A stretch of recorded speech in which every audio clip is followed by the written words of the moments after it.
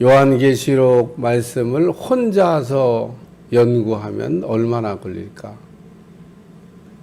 연구가 거의 불가능합니다.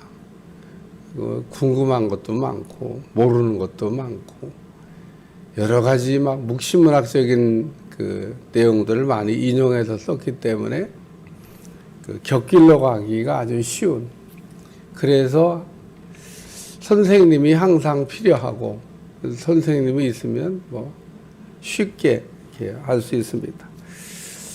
우리가 가끔 어떤 그 글을 이렇게 써놓고 줄이고 막 줄일 때가 있습니다.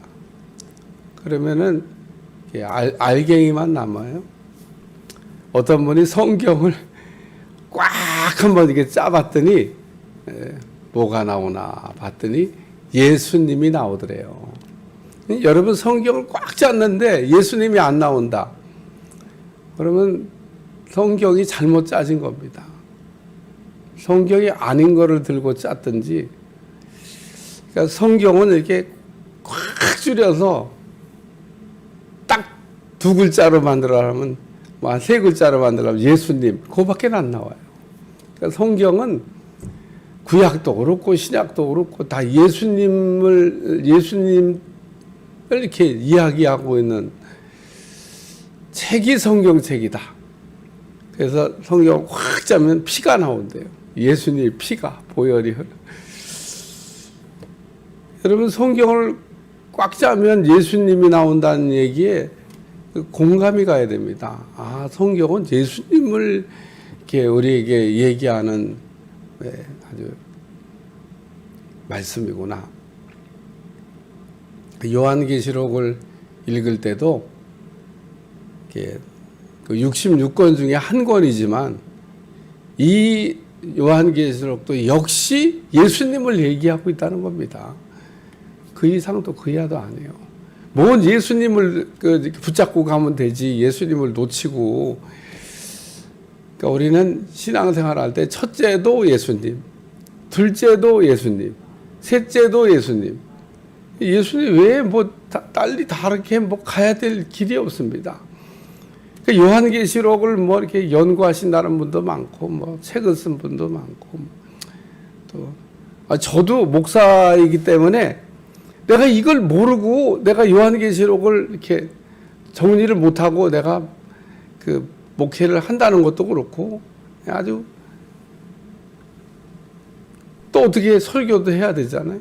그래서 이렇게 열심히 보고 이렇게 생각을 하면서 오늘 말씀을 전하게 됐는데 벌써 16장이 왔어요. 다 됐다 그런 얘기입니다.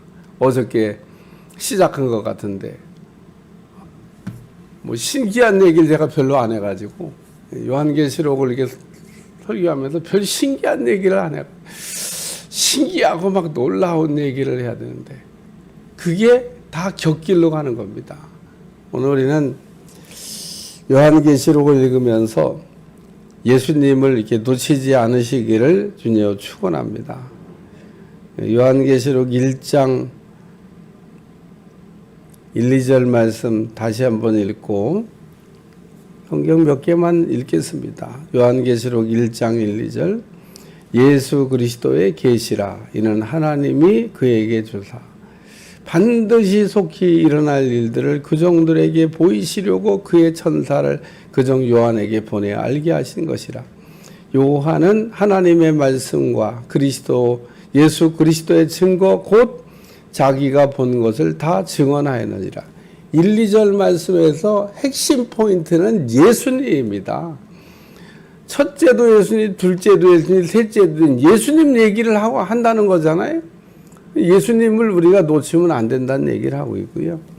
그리고 1장 이제 우리가 읽은 말씀 가운데 19절 말씀. 그러므로 내가 본 것과 지금 있는 일과 장차 될 일을 기록하라. 그래서 1장에 지금 본 것이 나와요. 하나님의 모습을 본 거 나옵니다.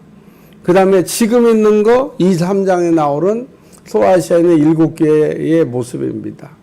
장차 될 일을 기록하라 그랬는데 장차될 일은 4장에 나와요. 4장의 1절에 보면 이리로 올라오라 이후에 마땅히 일어날 일들을 내가 내게 보이리라. 여기까지 요한은 뭐 좋았겠죠. 하나님이 장차될 일을 보여주신다 그러니까. 근데 딱 5장으로 넘어가니까 하나님 보좌에 앉으신 예 그 두루마리 안에 써져 있는데 인봉이 쳐져서 볼 수가 없습니다. 그래서 6장으로 딱 넘기시면 인 떨어지는 얘기 나오다가 끝나는 게 6장이다. 인 6개 떨어집니다. 그런데 인은 6개 떨어져 갖고 되는 게 아니고 인은 7개가 떨어져야 되는데 인 7번째 떨어지는 게 어디냐? 11장 15절에 7째 천사가 나팔을 불매 그러면서 드디어 7째 인봉이 떨어지는데 7째 인이 떨어지고 난 다음에 뭐가 있나 봤더니 나팔이 불었다는 겁니다. 그래서 나팔을 든 7천사가 7 나팔을 들고 나타났는데 나팔이 또 그냥 한꺼번에 빰빠방 그리고 7 나팔이 다 불린 게 아니라 나팔이 7번 불리는 겁니다. 그래서 제가 나팔이 중요하다. 왜? 7째 여러분 기억하실게요. 7째 인봉이 떨어지면서 장차될 일을 볼 수 있다 그랬는데 떨어지며 보니까 나팔 소리입니다.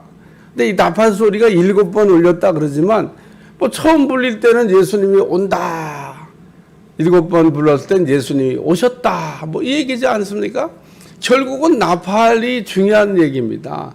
나팔보다 더 중요한 얘기는 없어요. 나팔, 하나님의 임재를, 주님이 오신다고 하는 거에 대한 얘기하는 나팔이 중요한 겁니다. 주연 배우를 여러분이 하셔야지 엑스트라 뭔 그렇게 관심이 많아요. 그 외에 막 여러 가지 일어난 일들 중요한 일이 아닙니다. 그리고 나팔이 이제 다 불고 주님이 오신 다음에 있어야 될 또 하나의 중요한 일은 그게 이제 16장에 나오는 하나님의 진노, 대접을 쏟는 겁니다. 하나님의 심판이 있다는 거죠. 이렇게 딱 압축하면 내용이 아주 선명하게 보입니다.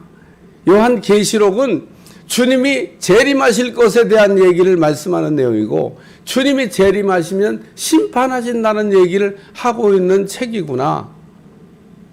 얼마나 간결하게 보입니까?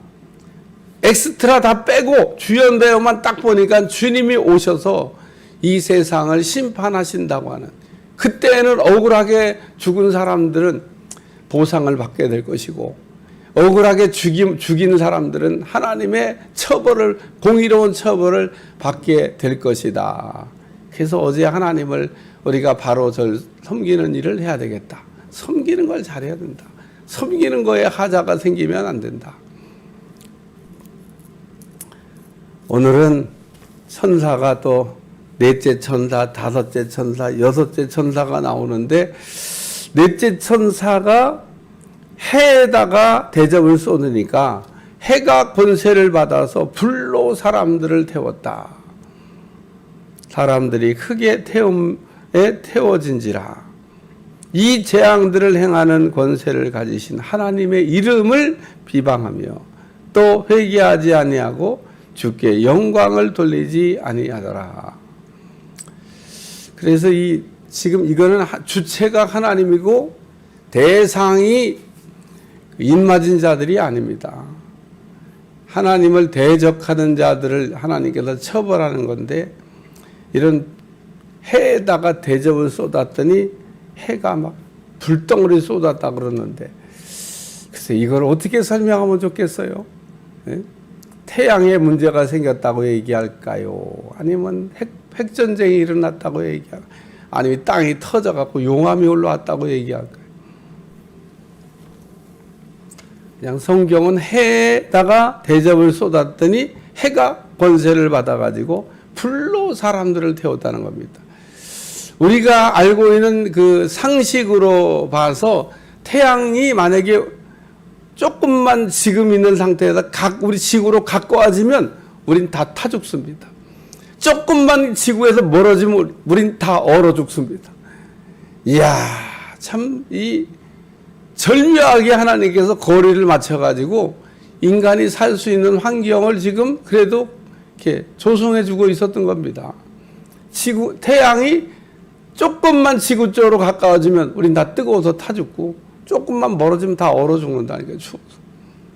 아니 다른 그 보시다시피 아시잖아요. 가까운데 수금지와 목토 천의 명 태양과 가까운 데 있는데 다 지글지글 끓는다니까요. 조금 먼데 다 얼음 덩어리라니까요. 우리 지구만 딱 태양계에서 온도를 맞춰놨어요. 절묘하게. 화성? 태양에서 너무 멀어가지고요. 다 얼음 덩어리야. 조금만 지구 쪽으로 같은 경계선상에 있으면 지구처럼 아주 온도가 좋을 텐데. 과학자들이 막 지구하고 똑같은 환경을 찾느라고 열심을 내시는데. 그래서 주님 오실 때까지 찾아낼지 모르겠어요. 이민 가자 그럴지 모르겠습니다만. 제가 볼 때는 거의 불가능한 일입니다. 그래서 오늘 여기 넷째 천사가 이거 하나님이 하시는 심판이에요. 불을 쏟았다. 뭐 이 얘기고요. 다섯 번째 천사가 대접을 짐승의 왕자에 쏟았더니 그 나라가 곧 어두워지며 우리가 아는 대로 애굽에서 10가지 재앙을 내렸던 것 중에 하나가 흑암 재앙입니다. 여기도 똑같이 어둠이 온 걸 얘기해요. 고대 근동부터 지금까지 전 세계가 아직도 붙들고 있는 게 뭐냐면요. 태양신입니다. 태양을 엄청 좋아해요. 그래갖고 우리 옆 동네에 사는 나라는 아예 국기에다가 태양을 탁 집어요. 무슨 의미냐면 우리는 태양신을 섬긴다는 거예요. 천왕은 태양신의 아들이야. 태양신이 온 건지는 모르겠어요. 어쨌든 그런 의미입니다. 그러니까 이게 태양을 신으로 숭배하는 나라도 많고 아예 그냥 국기에다 넣어가지고 너무 좋아요. 그런데 하나님께서 애굽에 흑암 재앙을 내리셨다고 하는 것은 태양을 신으로 섬기는 나라인데 아니 어떻게 됐다는 거예요? 날마다 이 빛이 있어야 되는데 빛이 없어진 겁니다. 애굽의 10가지 재앙은 애굽에 있는 10가지 신입니다. 그게 다. 하나님께서 왜 애굽에 있는 이 깨구리들을 이렇게 쳤을까? 깨구리를 좋아해요. 그게 신입니다. 신. 그러니까 애굽에 나오는 10가지 재앙은 다 그게 애굽 사람들이 섬기던 신명입니다. 그런데 하나님께서 하나하나 무력화시킨 거야. 아무것도 아니라는 겁니다. 너희가 무슨 신이라고 생각하는 그게 아무것도 아닌 태양신을 무력화했던 흑암재앙이라고 하는 게 있습니다. 오늘 여기도 여섯째 천사가 대접을 쏟으니까 곧 어두워지며 사람들이 아파서 자기 혀를 깨물었다. 아픈 것과 종기로 말미암아 하늘의 하나님을 비방하고 그들의 행위를 회개하지 아니하더라. 여기까지 읽으면 여러분이 항상 제가 얘기하는 주연을 놓치면 안 되고 엑스트라에 너무 관심을 가지면 안 된다는 거예요. 딱 보이는 두 글자가 보여야 됩니다. 조금 이따가 설명할 테니까. 그러니까 넷째 천사, 다섯째 천사를 읽으면서 딱 보이는 글자가 있어야 돼요. 세 번째 말씀은 여기 여섯째 천사가 대접을 그 큰 강 유프라테의 쏟음에 강물이 말라서 동방에서 오는 왕들의 길이 예비되었더라. 이 유프라테스 강은 동서를 가르고 있는 강입니다. 지금도 흐르고 있습니다. 그러니까 그 동양과 서양을 이렇게 딱 유프라테스 강이 가르고 있어요. 그러니까 이 서양에서 동양으로 쳐들어오기 위해서는 유프라테스 강을 넘어가야 됩니다. 그 강만 없으면 그냥 달려왔을 텐데 그 강이 막고 있어가지고 참 왔다 갔다 하는 게 쉽지가 않았어요.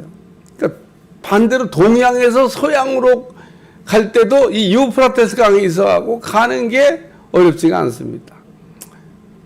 근데 이 유프라테스 강물이 점점 수위가 낮아지고 있다 이런 얘기가 있습니다. 이런 얘기 들으면은 막 성경을 갖다가 해석하는 분들은 너무 좋아요. 어쨌든 유프라테스 강물이 수위가 낮아지는 건 사실이에요. 근데 유프라테스 강물이 말라버리면 어떻게 될까? 오늘 여기처럼 말아버리면. 그러면 이제 동양에서 서양에서 동양으로 막 전쟁하는 게 용이하지 않겠어요? 옛날엔 그 강 때문에 전쟁하는 게 가는 길이 막혀 있었는데 그게 딱 열려버리면 이야 막 우리 앞에서 배웠지 않습니까? 2만만이라고 하는 2억의 군대가 막 그 마병대가 나타나는.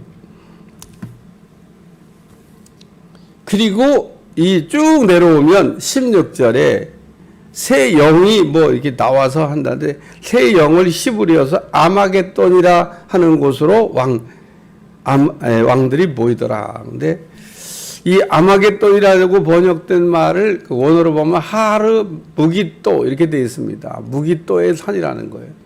무기또라고 하는 거는 애굽의 왕과 그리고 무기또에서 이 요시아라는 왕이 전쟁을 하다가 죽는 내용이 나오는데, 일단 이 아마겟돈 전쟁이라 뭐 이런 얘기 한번 소설에서 들어보셨을 겁니다. 그래서 이게 지금 아마겟돈 전쟁, 무기또 전쟁을 얘기한, 거기서 큰 전쟁이 일어날 거라고 한 얘기를 말씀하는 내용입니다. 오늘 본문에서 오늘 우리가 들어야 될 하나님의 말씀이 뭐냐? 어제도 제가 말씀을 읽으면서 하나님이 어떤 모습을 갖고 계시고 오늘 우리가 말씀을 읽고 있는 우리에게 주시는 말씀이 뭔가 이걸 들어야 된다 그러는데, 오늘 여기 말씀에 아까 넷째 천사, 다섯째 천사가 할 때 똑같이 나온 두 개의 단어가 있는데 그게 뭐냐면 회개하지 아니하고 회개하지 아니하더라 라고 하는 말씀입니다. 그러니까 네 번째 천사가 이렇게 불로 막 하나님의 심판을 쏟아붓는데 회개를 하면 얼마나 좋겠어요. 근데 회개를 안 해요. 또 여기 다섯째 천사가 흑암으로 지금 심판하는데 또 막 종기가 나가지고 아파서 혀를 깨물었다 그러지 않습니까? 이 정도 되면 회개할 것 같지 않습니까? 그런데 하나님을 비방하고 그들의 행위를 회개하지 아니하더라. 그래서 넷째 천사, 다섯째 천사가 하나님의 진노의 대접을 쏟을 때 똑같이 아주 악에 바친다 그러죠. 악에 바친. 더 악하게 가고 있는 사람들을 얘기하는 겁니다. 하나님의 심판을 피할 길이 없습니다. 우리가 늘 얘기하지만 우리가 죄를 졌기 때문에 지옥 가는 게 아니고 회개하지 않아서 지옥에 가는 겁니다.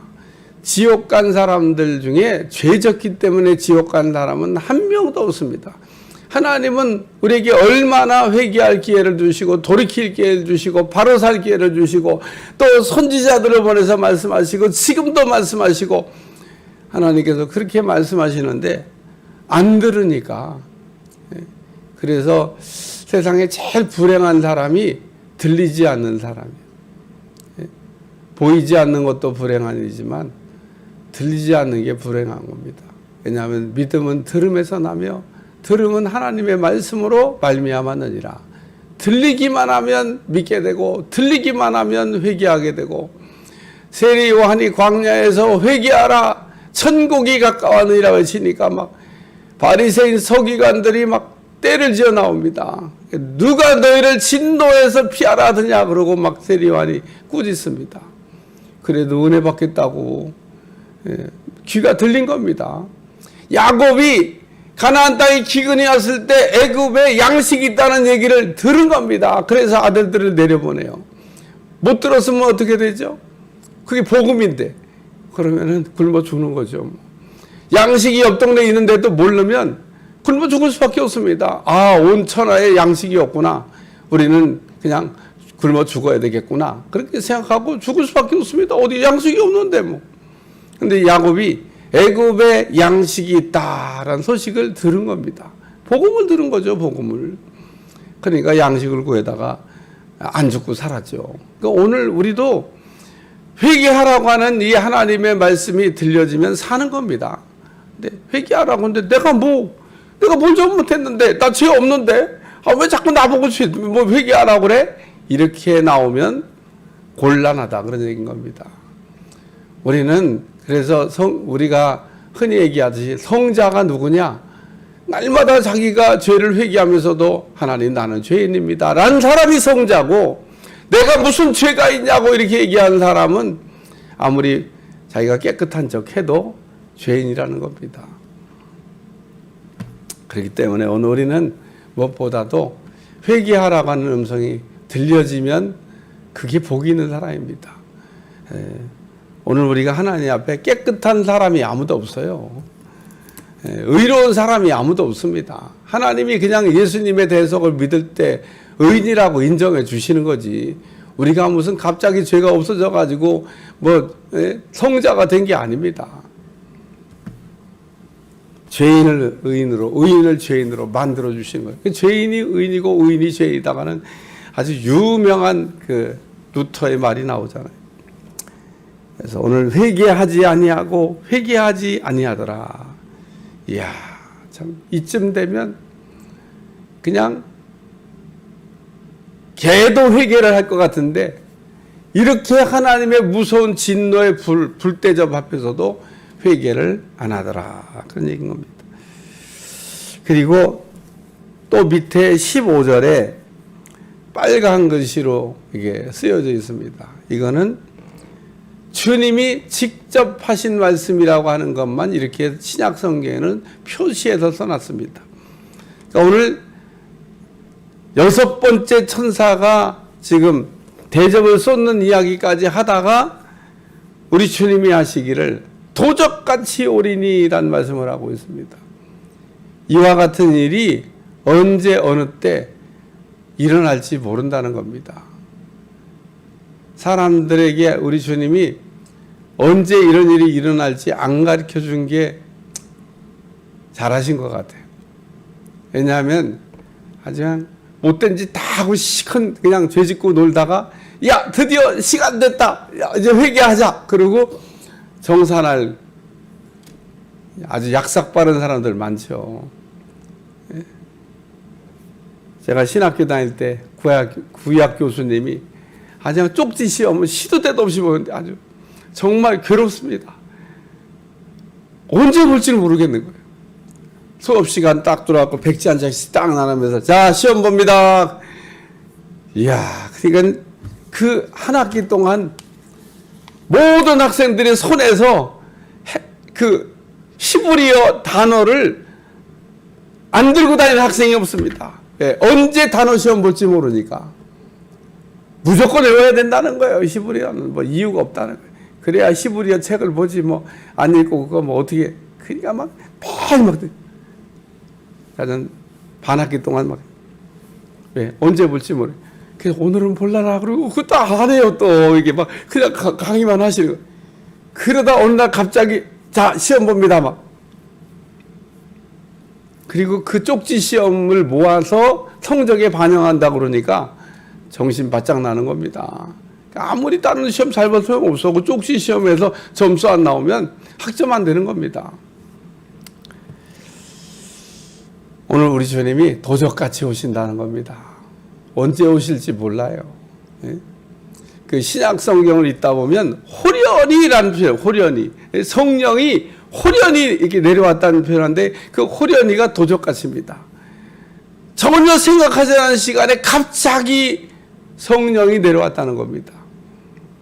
오늘 우리 주님이 오시는 것도 그와 같다는 것을 여러분들이 꼭 기억하시고 깨어서 준비한 지혜로운 다섯 처녀같이 준비는 다 해놓고 잠을 자더라도 잠을 자시기를 주님을 축원합니다. 잠자는 게 문제가 아닙니다. 준비가 안 된 게 문제인 겁니다. 준비가 다 됐으면 자도 되는 겁니다. 10처녀가 다 잤어요. 무슨 지혜로운 처녀는 안 자고 미련한 처녀만 찬 게 아닙니다. 다 자도 된다는 겁니다. 잘 수도 있지 어떻게 안 자냐는 겁니다. 문제는 준비가 다 됐냐. 오늘도 우리가 신앙을 점검하고 주님 맞을 준비가 다 됐는지, 주님이 이제라도 오시면 전혀 문제가 없는지. 우리 감리교를 만든 웨슬레에게 어떤 사람이 물어봤대요. 주님이 오늘 밤에 오신다 그러면 어떻게 하시겠습니까? 그러니까 웨슬레가 뭐라고 대답하냐. 뭘 어떻게 하냐고 이대로 맞으면 되지 주님을. 그게 정답입니다.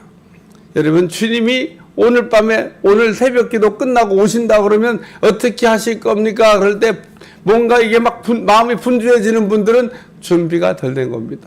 뭘 분주해 그냥 이대로 주님 맞으면 되죠 라고 얘기할 수 있는 사람은 준비가 다 된 사람입니다. 어떻게? 주님이 지금 오시면 괜찮겠어요? 조금 어떻게 이따가 오시라고 그럴까요? 지금 오면 안 되겠죠. 그걸 생각해 보면 된다는 거예요. 주님이 지금 오셔도 나는 뭐 아무 상관없다. 정산할 게 별로 없다. 다 정산 끝났다. 세 번째는 자기 옷을 여기 보니까 자기 옷을 지켜라는 말씀입니다. 여러분 옷을 지켜야 됩니다. 옷이 없는 사람이 되면 안 된다는 거예요.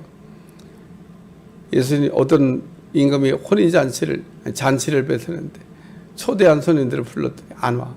그래가지고 야 길거리에 가서 아무나 데려다가 채워라. 그래서 손님들을 가득 채웠는데 드디어 나와 보니까 어떤 사람이 예복을 안 입고 있는 겁니다.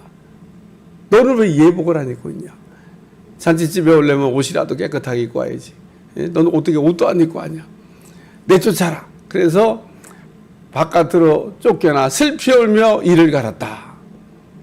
오늘 우리가 자기 옷을 지켜 예수님의 십자가의 대속의 의를 힘입어 날마다 사는 거 잊어버리지 않으시길 주여 축원합니다. 그러니까 우리는 예수님의 피옷을 입고 있어야 돼요. 예수님의 십자가의 대속의 은혜로 우리의 죄와 허물이 가려지는 사람은 복이 있다라고 얘기하는 겁니다. 우리의 죄와 허물이 아무리 많아도 주님의 보혈은 그거를 넉넉히 덮고 보이지 않게 만들어주시는 하나님의 능력인 줄로 믿습니다. 우리의 죄와 허물이 많기 때문에 드러나는 게 아니고 예수님의 피를 의지하지 않기 때문에 드러나는 겁니다. 오늘도 우리가 붙잡아야 될 건 딱 한 가지, 예수님의 피, 그거 외에는 없습니다. 하나님의 심판대 앞에 설 때 예수님의 피로 우리가 덮었더라 그러면은 죄와 허물이 보이지 않아요. 마귀도 정죄할 수가 없습니다. 왜? 십자가의 의로 덮었기 때문에. 그러므로 오늘 우리가 자기 옷을 지켜 뻘거벗고 다니지 아니하며 자기의 부끄러움을 보이지 아니하는 자는 복이 있도다. 복이 있는 사람인 겁니다.